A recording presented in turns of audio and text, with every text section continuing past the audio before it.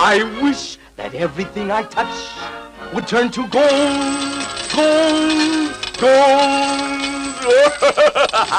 Kapitalisme, kebahagiaan, dan keserakahan. Kalau kata ahli, keserakahan sebetulnya adalah sifat yang dimiliki oleh manusia. Dan kita bisa melihat keserakahan ini ada di mana-mana, bahkan di sekitar kita. Mungkin lo punya kenalan temen yang serakah. Dan kita juga bisa lihat ya, banyak sekarang orang-orang kaya, bahkan juga public figure, itu menggunakan segala cara untuk mempertahankan atau mendapatkan kekayaan. Mulai dari memanfaatkan kemiskinan, atau mungkin niru produk orang, ngejual produk yang sebenarnya nggak berguna dan nggak ada value-nya. Atau bahkan ngeklaim sesuatu hal yang sebenarnya bukan haknya. Dan menariknya, kalau kita ngomongin soal keserakahan, itu juga tidak hanya terjadi pada orang-orang kaya yang sudah benar-benar kaya, yang udah jadi influencer, tapi juga terjadi pada orang-orang yang belum kaya atau bahkan miskin. Ya kita bisa lihat lah ya fenomena judi, bahkan sekarang ada judi online. Setelah menang 1 kali, 2 kali, 3 kali, 4 kali, akhirnya all in, menang banyak banget, ratusan kali lipat. Tapi ternyata ketika sekalinya kalah, semua hartanya habis. Dan kita bisa lihat bahwa ini adalah sebab dari keserakahan. Dan ini akhirnya bikin gue jadi bertanya, kenapa sih orang itu serakah banget, dan apa sih yang menyebabkan hal ini? Dan gue juga pengen menjawab pertanyaan ini sih. Sebenarnya orang yang serakah itu bahagia nggak sih? Well, selamat datang di Psychology of Finance. Di episode kali ini gue bakal membahas tentang kapitalisme,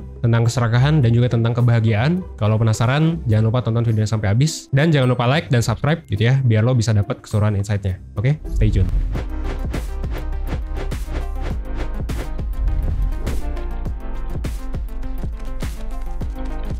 Welcome to Psychology of Finance.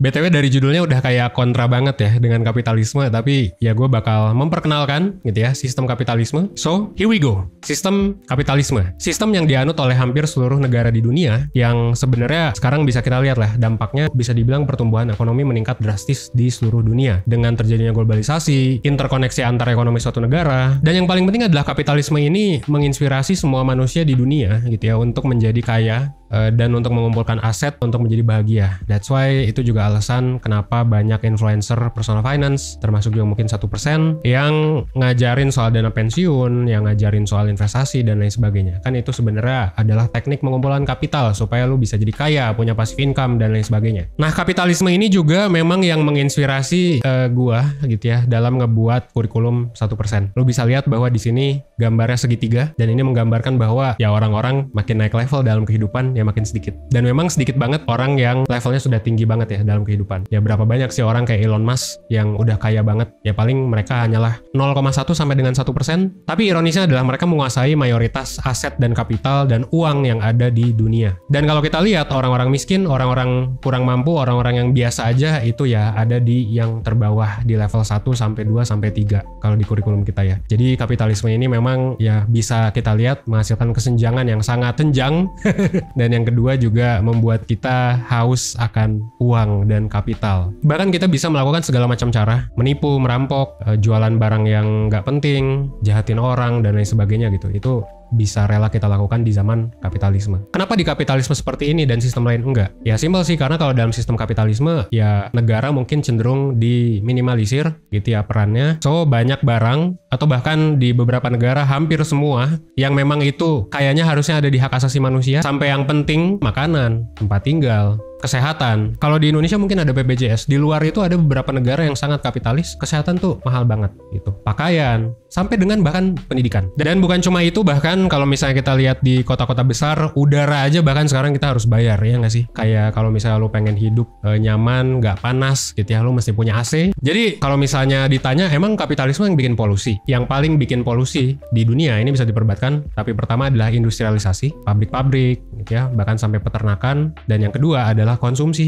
rumah tangga seperti gua yang sedang pakai AC ini. Dan ini adalah ya kapitalisme gitu. So welcome to capitalism, oke? Ya intinya kapitalisme ini memaksa kita untuk jadi serakah, untuk kita mengumpulkan banyak uang, untuk kita membeli berbagai macam kebutuhan-kebutuhan yang awalnya mungkin kita nggak mau, tapi ternyata jadi butuh, setelah butuh kita pengen naik lagi, sampai akhirnya kemauan itu pun jadi kebutuhan. Dan kalau misalnya kita memutuskan untuk keluar dan tidak memainkan game kapitalisme ini, ya nggak masalah sih, silakan lu mau jadi apa gitu. Yang mungkin notabene gajinya bisa dibilang rendah gitu ya, kalau lu nggak punya kapital. So, ya akhirnya semua jadi terjerat dalam kapitalisme. Ya karena memang ada reward yaitu kualitas hidup meningkat dan kualitas hidup menurun ketika lu nggak main di game ini dan nggak menang. Nah tapi ada satu pertanyaan yang bikin gue bingung sebenarnya. Kenapa sih orang bisa kecanduan uang? Padahal misalnya ya, orang itu udah kaya. Kenapa sih orang itu masih mau tetap korupsi, masih mau menguasai, memonopoli seluruh dunia misalnya dengan satu perusahaan? Ada faktor apa sih yang bisa bikin orang kayak gitu? Dan bahkan banyak juga kan yang sampai ngerugiin orang. Nah, kita bahas di section selanjutnya. Jadi kenapa sih manusia itu rakus dan pengen segala macam hal? Intinya gini, kalau dari riset yang gue temuin, manusia itu bisa dikatakan memang punya DNA atau gen rakus. Dan si gen ini atau DNA ini itu difasilitasi ya tentunya oleh kapitalisme untuk menciptakan ekonomi yang bermanfaat buat semua orang, baik kaya maupun miskin. Sebenarnya ada faktor kecanduan juga yang dihasilkan oleh uang. Di riset yang gue baca juga, lu tuh bakal dapet dopamin cuy. Dan dopamin ini menjadikan uang sebagai insentif. Setiap kali lu menerima atau menghasilkan uang. Ya makanya orang kalau udah punya uang pengen mengejar, pengen memanfaatkan, pengen memperbesar kekayaannya ya karena basically tiap ada uang ya dopamin itu muncul. Tapi apa sih akibatnya kalau misalnya kita membuat uang sebagai tuan kita? Kita adalah budak uang, kita adalah hamba uang, kita rela melakukan segala hal cara untuk menghasilkan uang. What will happen? Bukannya bagus ya Van? Kesejahteraan hidup lu jadi lebih baik dan lu juga jadi lebih bahagia karena dopamin selalu mengucur dari otak lu. Well, yang namanya kecanduan ya bisa dibilang jelek sih ya. Dan gue percaya bahwa apapun yang terlalu banyak ya itu akan jadi buruk sih. Jadi manusia itu kalau misalnya serakah terus, tidak mengenal kata cukup, itu bakalan jadi makin problematik. Dan ini juga ditunjukkan oleh salah satu riset yang menarik. Kita bisa lihat ya, di tahun 1950-an, ada 2 orang ilmuwan yang melakukan riset kepada tikus. Jadi nama eksperimennya adalah Brain Stimulation Reward. Nah, di eksperimen ini, sesuai dengan namanya, dia menstimulasi otak dari tikus. Gitu ya, jadi tikus itu disuruh atau diberikan ruang untuk nginjek pedal. Gitu ya, jadi setiap dia nginjek, hormon dari otaknya itu bakal keluar. Dan hormon yang keluar itu adalah hormon buat ngefly ya, ibaratnya kayak dopamin gitulah. Sekaligus dia juga tapi bakal kena setrum. Jadi lu bakal merasakan 2 hal nih. Lu mencet, lu bakal kena setrum, terus lu ngefly. Ya dua-duanya sekaligus lah intinya. Tapi apa yang terjadi? Si tikus ini ternyata mereka nggak peduli sama rasa sakit gara-gara kesetrumnya. Jadi mereka saking addictnya dengan si rasa senang itu, si dopamin itu, mereka nggak peduli cuy mau merasakan setrum. Rasa senang yang dialami oleh tikus itu membuat tikus itu selalu menginjak pedalnya sampai akhirnya mati kesetrum cuy.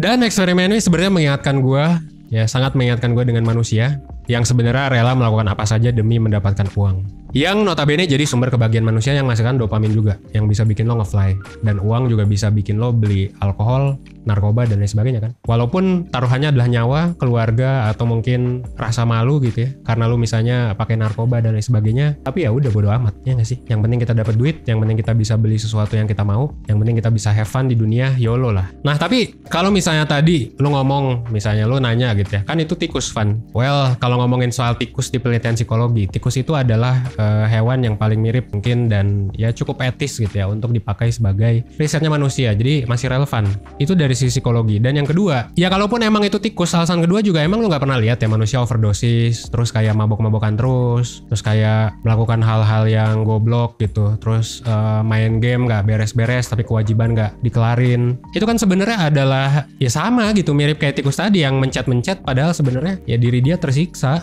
Dan lo tau nggak sih kecanduan ini sebenarnya menghasilkan efek yang luar biasa besar kepada ekonomi, tapi juga kepada kesehatan mental manusia. Jadi 3 hal ya, kapitalisme, kebahagiaan, keserakahan, 4 berarti ya, 1 lagi kecanduan. Ini menghasilkan hal yang menarik buat manusia dan bakal gue bahas di section selanjutnya. Dan mungkin ini bisa menjelaskan kenapa generasi Z, bisa kita lihat ya sekarang kalau stereotip orang gampang ngeluh, manja, punya gangguan mental. Dan sekarang juga bahkan bukan hanya generasi Z, orang tua, generasi milenial juga udah mulai pada sadar, udah pada konseling nih ke 1% misalnya. Mereka mulai menyadari bahwa kok gue mentalnya terganggu ya gara-gara kerjaan, kok gue mentalnya keganggu gara-gara duit, kok gue mentalnya keganggu gara-gara keluarga. Kita bahas di section selanjutnya.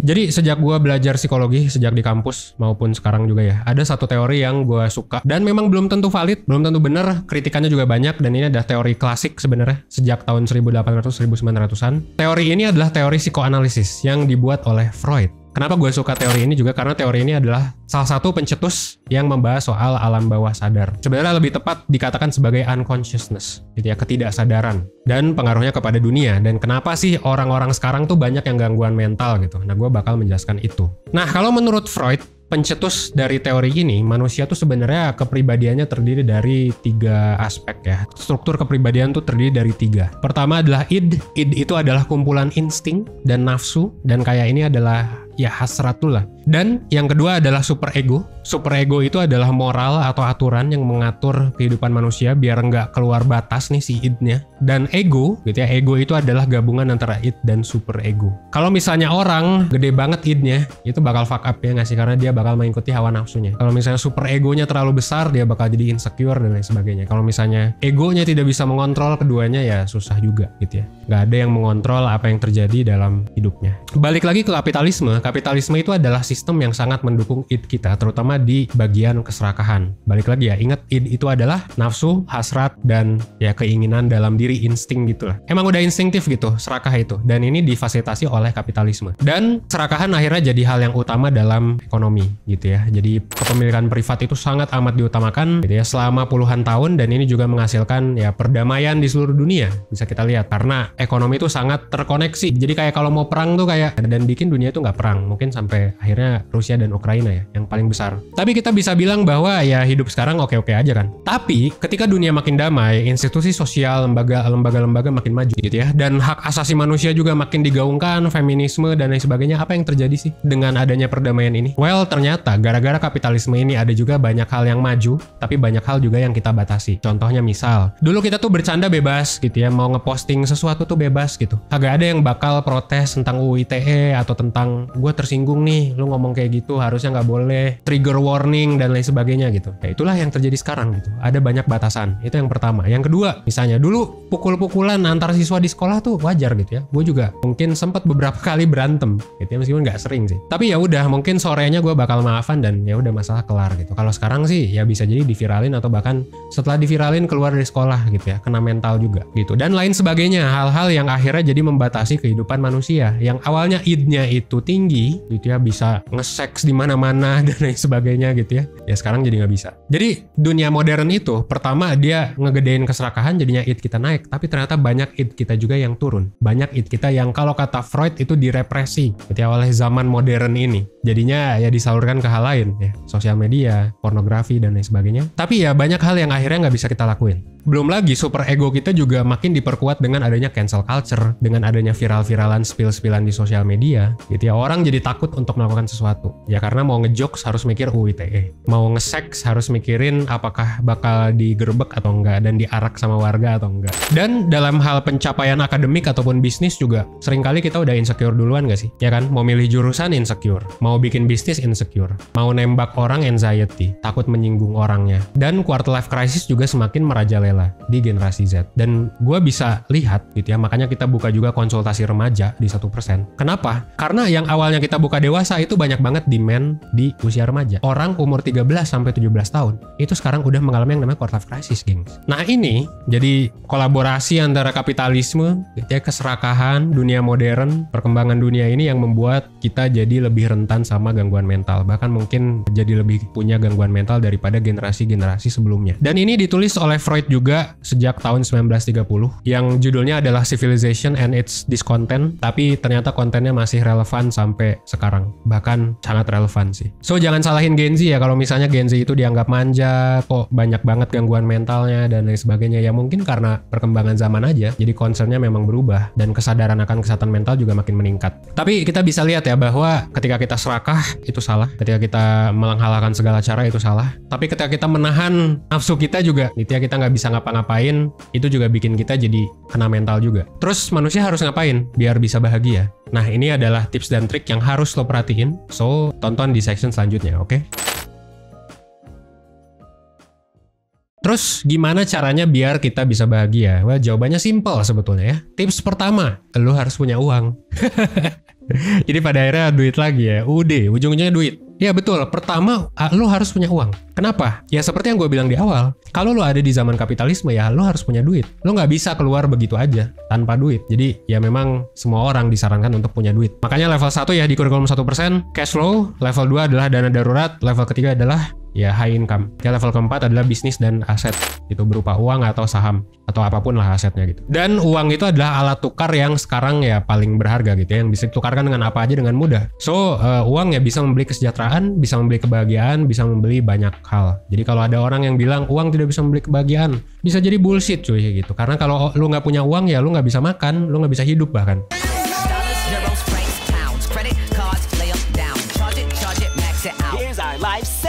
Penelitian pun bilang nih, kalau semakin tinggi penghasilan seseorang, semakin tinggi pula well-being mereka.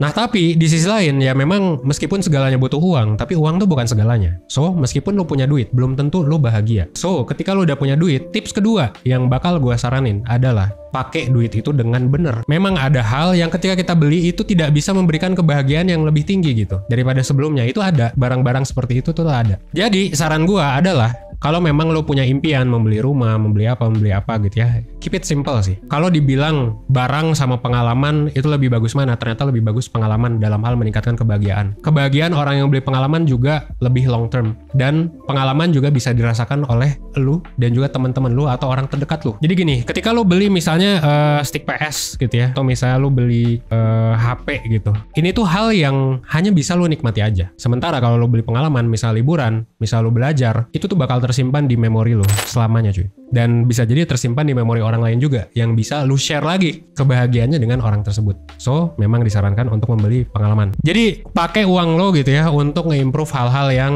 non-material. Itu saran gue. Yang jelas-jelas akan ngebuat lo lebih bahagia kayak relationship atau self-development dan lain sebagainya gitu. Atau bahkan kalau lo ngerasa lo kena mental gitu sekarang ya pakai buat konseling lah gitu. Terus yang ketiga gitu ya, setelah lo memastikan bahwa lo membeli barang yang tepat. Nah ini biar tidak diperbudak oleh uang. Tips yang ketiga adalah pastikan lo mengetahui kata cukup dalam tanda kutip ya. Cukupnya lo itu berapa? Misalnya gini, kalau lo punya 1 miliar, lo itu ya bakal bisa hidup dengan 1 miliar itu passive income cuy. Dan lo bisa kerja di misalnya tempat manapun yang lo mau. Ya udah lo targetin 1 miliar aja, nggak usah lebih. Kalau udah 1 miliar ya udah. Jadi ketahui kata cukup. Kenapa? Biar nggak dikejar-kejar dan biar nggak ngejar-ngejar dan diperbudak oleh uang juga. Apalagi kalau misalnya lo udah mengalahkan segala macam cara dan akhirnya kehilangan keluarga, kehilangan teman, kehilangan pasangan, itu kayak udah red flag sih menurut gue untuk stop. Perbaiki lagi kehidupannya gitu ya, balik lagi ke hal-hal yang menurut lo penting selain uang itu sendiri, karena uang itu hanyalah alat tukar teman-teman gitu ya. Dan banyak kok orang kaya yang juga punya uang, tapi seperti yang gue sering contohkan gitu ya, ada masalah KDRT, terus juga nggak punya temen dan lain sebagainya.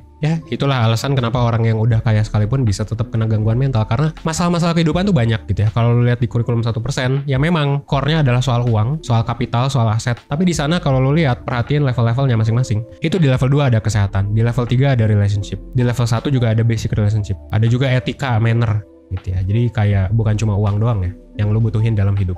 Yang terakhir, hindari membanding-bandingkan diri. Nah ini kalau misalnya lu udah punya uang, lu udah beli barang yang tepat, lu udah misalnya mengetahui kata cukup, mungkin akan ada orang di luar sana yang nggak bisa bilang cukup. Dan ketika lu melihat orang seperti itu, dan mereka flexing dan lain sebagainya, lu harus tahu bahwa ya itu lu sedang membanding-bandingkan diri dengan orang lain. Atau ketika lu lihat orang kok punya mobil, kok punya rumah dan lain sebagainya, lu harus tahu bahwa mungkin itu bukan prioritas lu gitu saat ini. Sebenarnya nggak masalah sih membandingkan diri, selama itu jadikan motivasi, selama itu jadikan sesuatu yang baik, selama jadikan pembelajaran, tapi kebanyakan orang nggak begitu. So, gimana menurut pendapat lo? Lo ada tips sendiri nggak tentang gimana cara uang bisa bikin lo bahagia? Tentang membeli kebahagiaan ini? Silahkan taruh di kolom komentar. Terakhir gue bakal bahas kesimpulan.